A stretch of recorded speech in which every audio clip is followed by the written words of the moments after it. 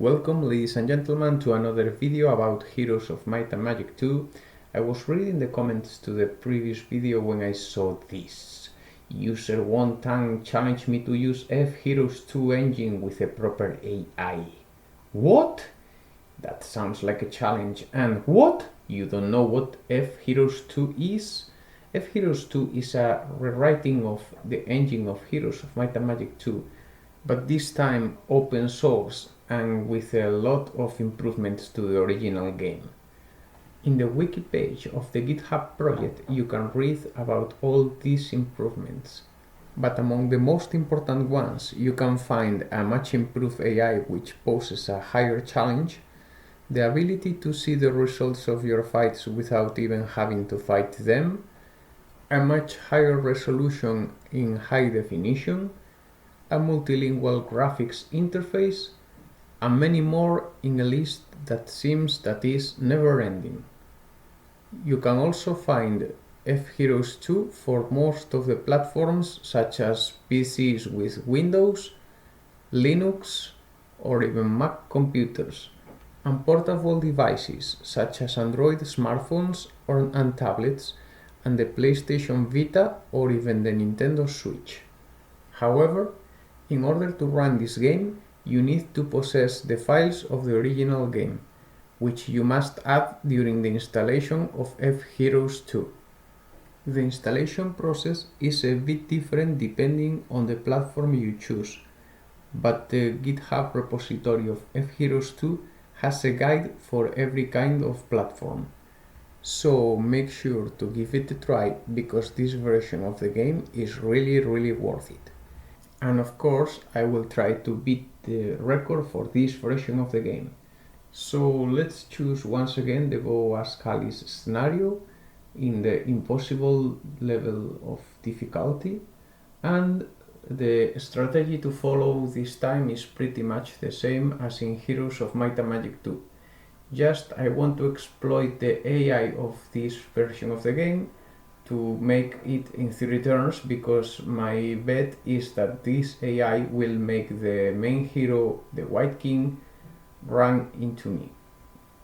The game starts as usual with the barbarian heroes and the king and the queen moving the troops to the red pawn 1, which is the barbarian that is in the northwest. In this case everything will be much faster because we don't even have to fight the battles. As we've said, fHeroes2 has an improvement that is offering you the results of the battles before you fight them, so then you can choose accepting that result or fighting the battle by yourself.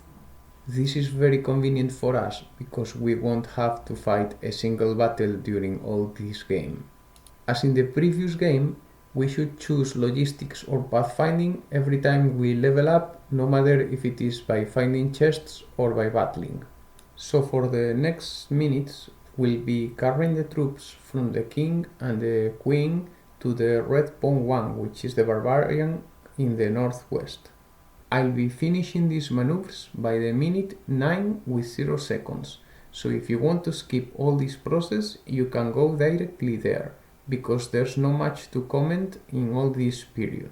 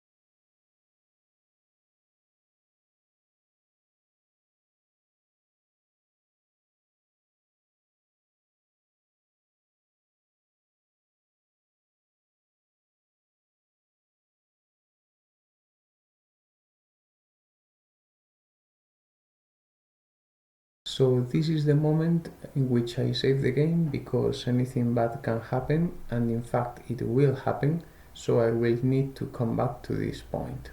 So from this moment I'll only have two heroes. One is the red king, which I can't lose, and the other is the red pawn one.